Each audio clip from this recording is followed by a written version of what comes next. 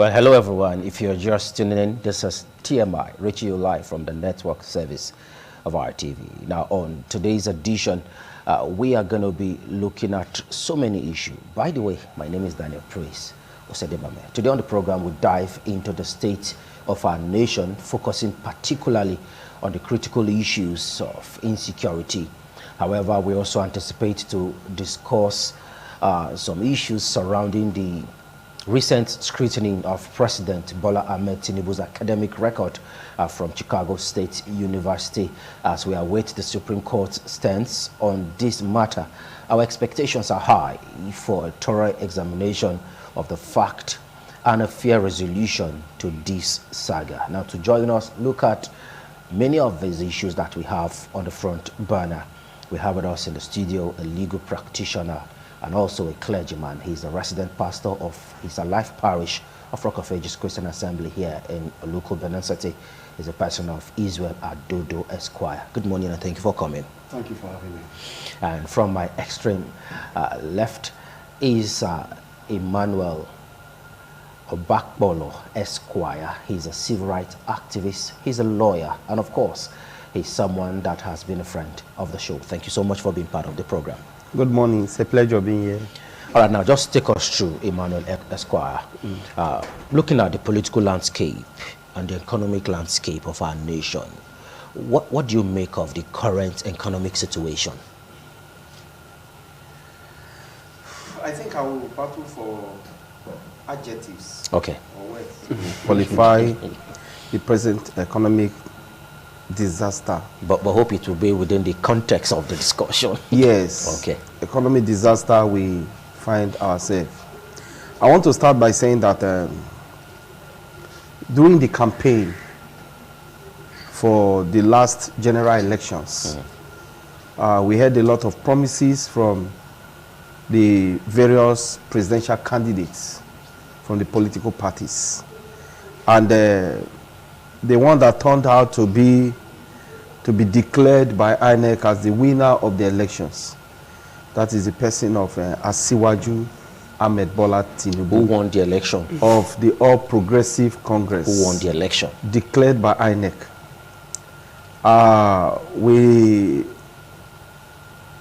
In his campaign, he did tell us that he was going to come up with a master plan of 10% growth of the GDP. And that was encapsulated at page 13 of his manifesto. But amazingly, there was a turnaround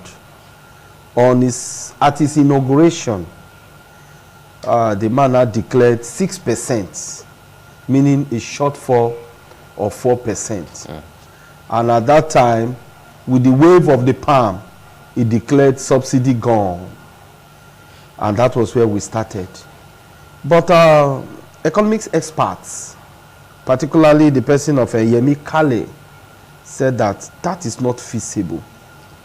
And that with the present economic situation Nigeria finds herself, Nigeria this administration can only manage between 4 or 4.5% GDP growth. But we were made to understand something else, and that 6% is not feasible, it's not doable, it's not workable. Talk more of the one promised by the president at his campaign, that he was going to hit the ground running with 10% GDP. So when you look at all of these promises and you comb them together with the policies that we are seeing now, you will know that there is problem for the economy of Nigeria. And despite all of the pains, the penury that the people of Nigeria are going through, this administration seems not to be bothered about the pains of Nigeria. The media, even made us to understand. You can see the plan they had for themselves, going to purchase is an SUV vehicle of 160 million naira at this time. And you say you want the economy to grow. How will the economy grow, for goodness sake? So you will not see that the interest of those in government is only a jamboree for themselves. what I describe as a 3-point agenda, me, myself, and I, me, my wife, and children. Okay. And that is just the position just now. Okay, let's quickly come to Adeodo Esquire. Now, do you think from his submission, no doubt this administration have the highest number of appointees in the government, and we're talking about cutting down cost of governance. And we heard the Senate President said that the reason why they went for the vehicle's choice, the kind of vehicle they actually bought for the National Assembly members, was because of the roads and all that.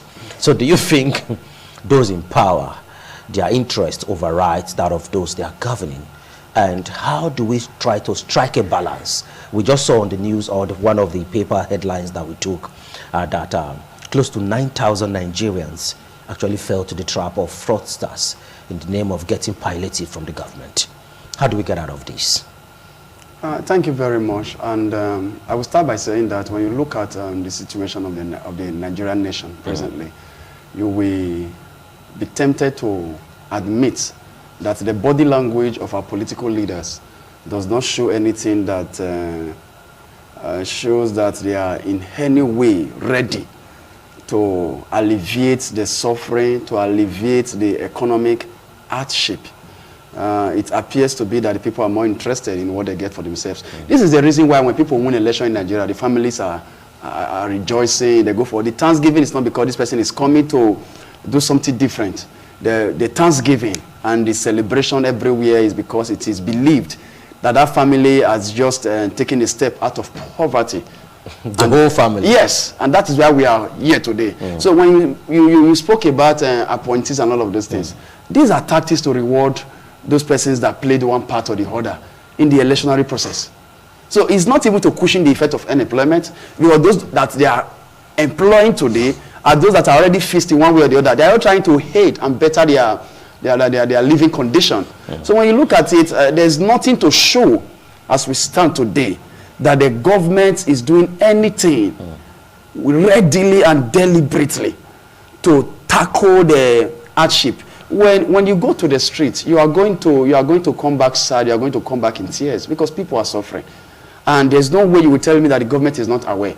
And all the policies, because one of the reasons why some persons who canvassed, those that genuinely with good intention canvassed for Tinubu, was because of the belief that he's an economist. He did a wonder in Lagos, and now one of the things he's going to do in Nigeria for the nation is to have an economic revolution. So it was on that basis. Yes, even the vice president Shatima said he was going to be in charge of security, and then the president will be in charge of economy, though that was unconstitutionally imbalanced. But there was this belief that when he comes, something will be seen, something will be fed. And we are already months into the new system, and nothing has changed. So it is a pointer to the fact that we have found ourselves in another one chance, that we are now have to start believing God again for a change of story, a change of situation, for another Messiah to come. So almost 6 months now into this administration. 6 months. We are getting nothing to show. Getting to 6 months.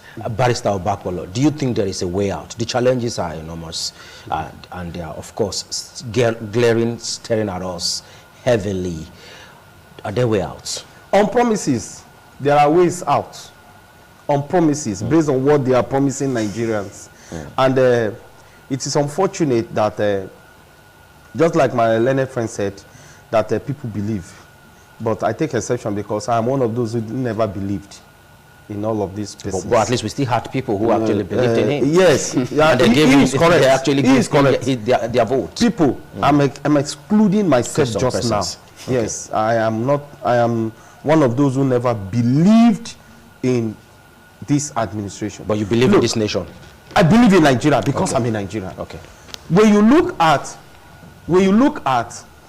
even during the campaign, some of the promises made, and with what we saw during the Buhari administration, we knew they were not feasible. For goodness sake, Nigeria battled to come out of reception under the President Muhammadu Buhari's administration. Then, even that was what we were told, that Nigeria came out of the reception. But we saw the discrepancy, we saw the dichotomy between the dollar and the naira. rising every second.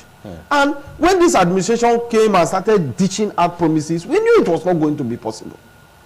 I don't need to be an economic expert to see what I see. If I don't believe it, is it what I am told that I'm going to believe? So can we disassociate this administration from the previous administration? We cannot, because government is continuity. Because it seems it revolves around the previous administration. We can't move forward. We can't move ahead. Sir, you cannot, because government is continuity. And now this administration, I just hope that they will not come at the end of this tenure to come and tell us, oh, we inherited catalog of calamities, because they are already saying that. So if you now say you want to differentiate them, then why the inheritance? But you forget that when you are inheriting something, you inherit both liabilities and the good. Okay. So that is why you need to prepare. We saw from their speeches, especially at Chatham House, which I discredit, which I never agree, because I've not seen any European, I've not seen any the international community where they have an election and the presidential candidate will come to Africa or to Nigeria and begin to tell us what they will do. I've not seen that. But here we were. As at that time, they went there and they started telling the colonial lords that this is what they were going to do. Having listened to them, I became more worried. And when this administration emerged, the president was declared winner by Professor Yakubu Mahmoud, I now knew there was going to be problem. See, let me tell you, in a situation where we have this kind of bad economic situation, very bad, and here we have appointment. I think just now the ministers are about 48 or 50. Then we kept seeing different appointments here and there, and you don't want to cut costs, and you say you want to revive the economy or revamp the economy with 10% GDP growth. How is that possible? So it's not doable. Just now, if the president and those who are his advisors are really sincere to themselves first, before sincerity they can give to Nigerians, is to cut costs. Okay. 1. 2, they should also look at, let me take us little to go back to memory lane. Under the former president Olusegun Obasanjo administration, Nigeria achieved that feat of 10% GDP growth. Nigeria achieved the feat. And economic analysts and experts did say that the reason why that was because of the privatization policies that were made by that government. We used to have NITEL. NITEL was sold as a model. So that brought little development. And before you know, Nigeria got to that feat of 10%. But in this one now, what? We only hear PPP, private-public partnership. Amazingly, the same person who is telling you PPP is the private, is the public, is the partnership. So if one single man is the 3 P's, P raised to power 3, how do you not think that will affect the economy? So that is the situation. The greed of our political leaders is a problem to every one of us. Okay. And until they sit down, like I did say, to be sincere and honest to themselves, they cannot be sincere and honest to you. Now, direct cash transfer is one of the issues the Minister of Humanitarian is suggesting. And of course, she has already started assessing some homes around Lagos, Nigeria, and some part of the nation. Do you think that will be possible? Owing to the fact that there is hunger in the land, people are suffering, unemployment, the effect of petrol subsidy, we can't take that away. It's part of what we are actually facing today. How do we now try to see how to get the poorest of the poor and let this money get to them, the recipient? You see, the problem we have most times as a nation is that we are good at we copy a practice, we bring it here, and we expect it to work. That's why even at times when you see most of the laws that we claim to have in this country, they are laws that are borrowed. There are laws that are replicated without understanding. Now, the idea of direct cash transfer, there's nothing wrong with it. It has worked in countries like in the UK. They try, they do it, and this things work. In the US, they do it. But when you are in a system like Nigeria, direct cash transfer cannot work. How? Why? The reason for that is because what matters in the actualization of policies and principles is the intention. As a nation, as a people, most times our intentions are grossly misunderstood. Our intentions are bad. Because when you look at it now, let's talk about direct transfer. The idea is to locate the poorest of the poor, get this cash across to them to alleviate all of those things. Now, what database do we have to know who are in the class of the poor of the poorest?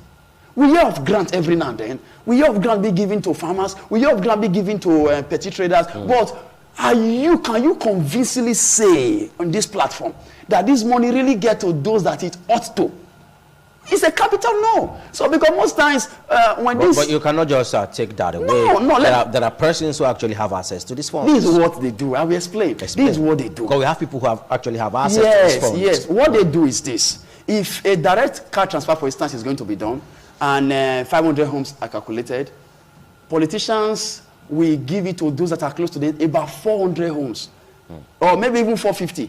They will not randomly look at the 50 to say, okay, so it doesn't look like no persons got it at all. At the end, those few 40 persons that we, for one reason or the other, just to create a balance, and others that will not be interviewed to make it look like, yes, they had nobody, that's what they have done. This also applies to employment. That's why in every government employment, most times when they will tell you you have to know somebody, at the end, one or two persons may still get it without knowing anybody. So are we now, from his submission now, are we now saying we are doubting the integrity of our leaders? I doubt it. Because from his submission, under the former President Goodluck Ebele Jonathan's regime, we saw what they call shopping. How did it go? Till today, nobody is accounting. Nobody is accountable. Till today. Then we saw under former President Muhammadu Buhari, Empower. How did it go? And we are made to understand that so many persons are being owed for months, yet the money have been disbursed.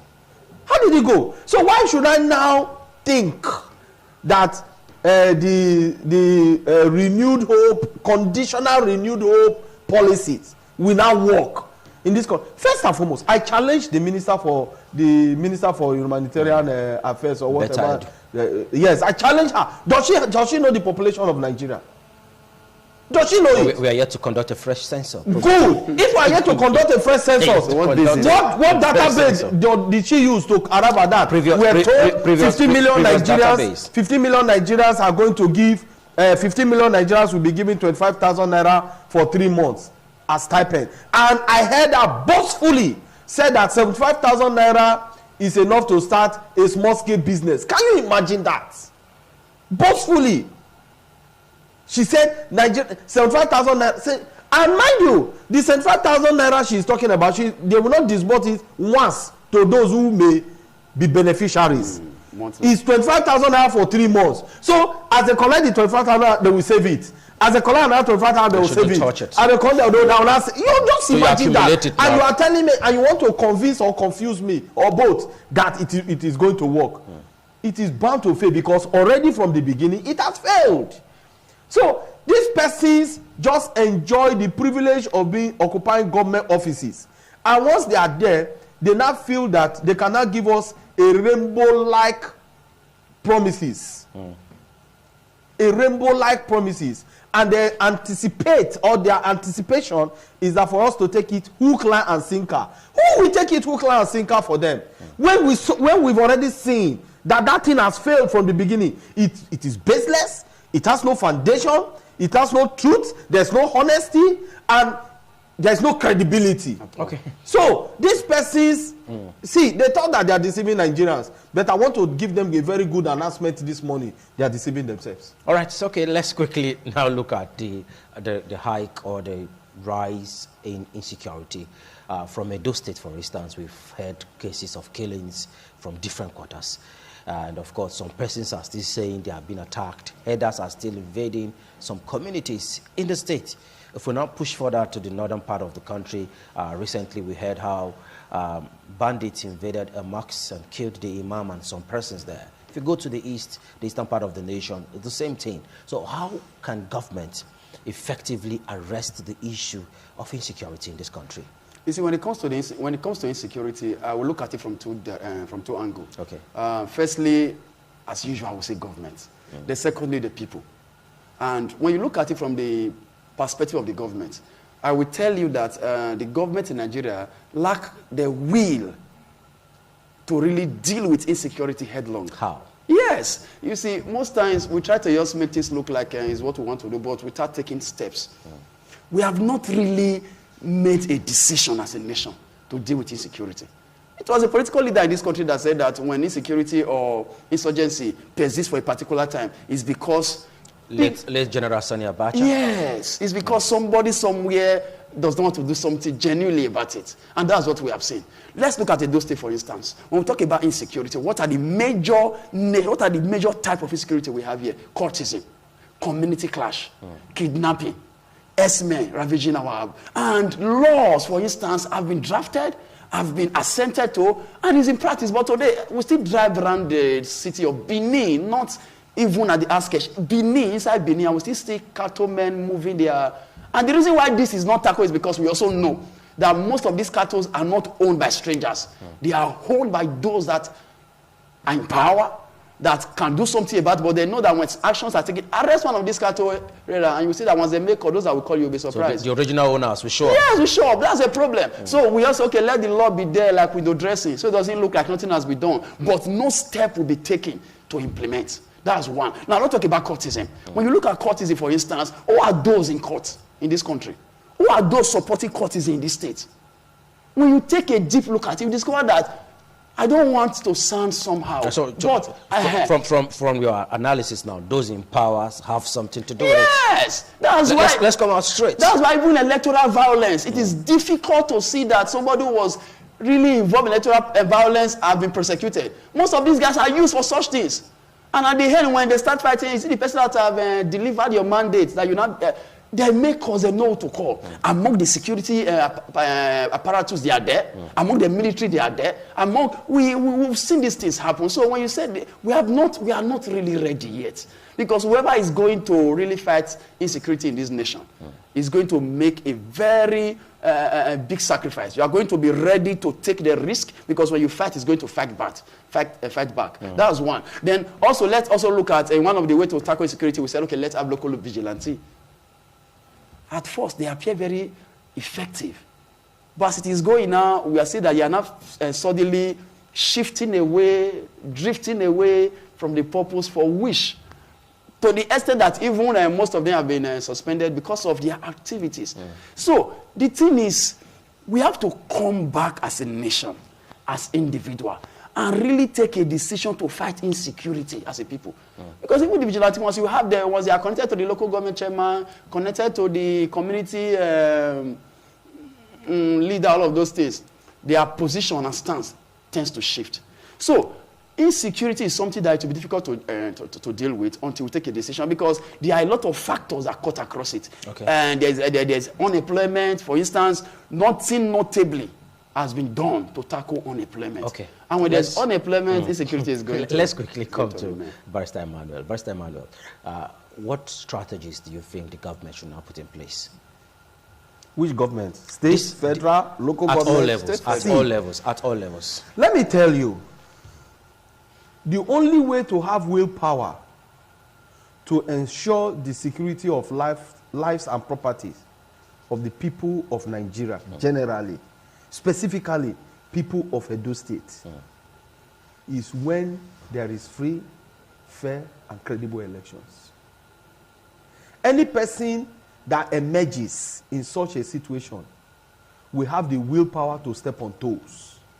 Is insecurity tied to electoral process? Yes. Please explain. Permutate. Now, where a winner is selected by a few and declared by the few, and the will of the people means nothing, then when that man comes is to satisfy those who put him in power.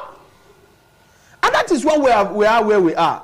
See, even if you like, I don't see a situation where this administration at the federal at the state and local government level will be able to secure lives and properties of the people. I do not see it until there is a free, fair, and credible elections. Now, let me leave that. If you look at the type of insecurity we have, it's more political than little religious, than ethnical. Because if you look at it now, political in the sense that some of the persons who are committing the crimes are stooges, are foot soldiers to the politicians. So how do you fight them? When they know themselves, they know that these are our boys. How? How do you do that? Then when it comes to religion, oh, if I am a Jew or if I'm an Asian, oh, that person that is boastfully causing more problem. We've seen of recent, we saw how some religious leaders from the north are beginning to say some things that inciting violence, religious violence in Nigeria. Israel and Palestine have their war. It became the problem of Nigeria. Do you get that? But it's something we have seen over time. Yeah, meanwhile in Israel, there are Jews, there are Muslims, there are Christians. In Palestine, there are Christians, there are Muslims. So what is the nexus between their wars and that of Nigerians? That somebody will not begin to say that a particular minister received the ambassador of Israel in Nigeria, and as such is a declaration of Christianity in Nigeria. How do you connect that? For me, it's senseless and does not make any meaning. But today, has that person or persons be arrested? No. And you say you want to fight insecurity? How? Okay, let's quickly begin to push, because we'll be wrapping up and handing over to Abuja in a moment. Israel Adodo Esquire, the Supreme Court will be delivering judgment. Today's judgment day. Obi, Atiku, and the President, Tinubu, will be knowing their fate. What are your expectations from the Supreme Court? Okay, as lawyers, we don't preempt the court, but I have the right to my personal expectation, and that is what I intend to express in this forum. You see, my expectation is justice. Okay. I expect justice to be served. In that, we have already seen the fact. The thing about law, and mainly when it comes to election matter, is that technicality still appears to hold sway. More than in fact, 99% of election petition matter in Nigeria. Should we expect this judgment to be based on technicality? Very technical. It's the fact. I was speaking with a colleague that is into election petition matter and did something recently, and he said something that worried me. He said, with the way this election petition tribunal heard and sat and whatever they came out with, he said it's only going to encourage politicians to get more fierce, to do everything within their power to get the electoral umpire to declare them winner, so that others can be done in court, because it's not getting easier to get the court to stamp whoever was declared by the electoral umpire. So I don't personally expect much. I don't expect much. My expectation is for justice, and justice is what the court says. So should we always have scenario whereby it's the court that will end up telling us who is the winner of an election? For instance, Ishaku Abo of Adamawa has been removed, and a new person, Johanna, has been sworn in. The court actually determined that. Should we always have this case where it's the court that tells us the final winner of an election? You are trying to take me back to the basis. Take us back to the basis. If you look at Nigeria has a complex compound challenges. And that is my fear and worries for this nation. Even those you think that will dispense justice, we are made to understand that justice is not gotten, justice is exerted.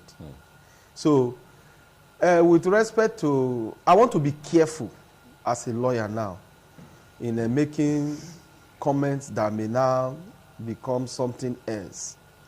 If not, from the first hearing we saw last week, I guess, I don't think anything will come out of it. Rather, what has been the situation. Because one, if you look at section 233 of the Constitution, extant Constitution, the Supreme Court is an appellate court. It's not a court of evidence. Okay. So I don't think with all those stories we heard from the media, social media. So the fresh. Yes, that one will not go. So all those stuff Atiku gathered now won't hold water. In the language of one of the council of the president, he said, in Alice in Wonderland, even Alice was told where she was going to. So if Alice in Wonderland knew where she was going to, and he now described the pilgrimage, political pilgrimage of Atiku Abubakar as below that of Alice in Wonderland, I think you need to read that novel. So are you not saying it's a walkover for the APC? It is. All right, we don't have, it's not within our purview to conclude, like you said, but what impact will it have on the president? Because his integrity is at stake. This is the first time we're having a president who is battling to redeem his image. This is the first time we're having a sitting president that is having difficult times proving his integrity as the #1 citizen of the nation. I don't agree entirely with you. Thank you. I don't agree because when you look at Nigeria political scenario and all of those things during election, certificates have always been issues. It has always been issues. But it has never been like this before. Because the man, the other side wanted to prove a point. You get it. Atiku went all the way to prove a point. He was getting embarrassed. You know, that's what you must do as. So you now felt he was wasting his time. He didn't waste his time. He just wanted to prove a point. You know, for you to be told by vice president that we are going to retire you to start rearing goats, not even cattle, and you feel offended. You see, people must learn to be magnanimous in victory. Those kind of statements are childish. They are, I want to be careful. They are not supposed to be something that we should be hearing at this point. You know, when you have an opposition who lost, whether in court, in an election, you try to extend your hand of a fellowship. Because everybody has something to offer.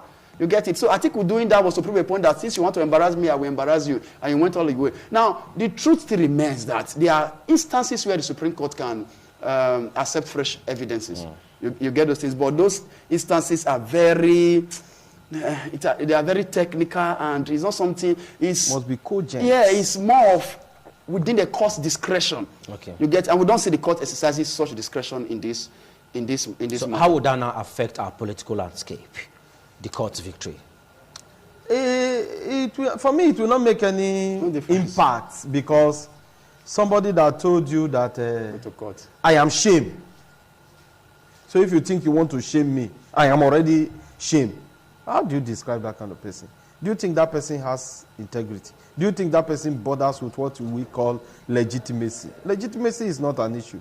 It's what I want to achieve, I should achieve it. Whether through the up, through the sky, through the down, through the sides, or through the back door. That is just the interest. And I think they have achieved it. And that's why they told us, go to court. So a situation where even the son of the president is now using presidential jet to go and watch polo. And you think that person is achieved? You have not independently verified that. You see, I don't want to give myself headache. Nigerians are not ready for a turnaround. When we are ready, we will get there. But just now, we are not ready. Okay, well, this is the much we'll take from this end. We'll be taking a break, and that will take us to Abuja Networks TV. Thank you so much, Emmanuel Obakola Esquire, for always coming through. Isola Dodo. Thank you. It's good to see you again on the show. Thank you, sir. All right, we'll take a break now, and when we return back, Abuja, we'll be taking it up from here. Don't go nowhere.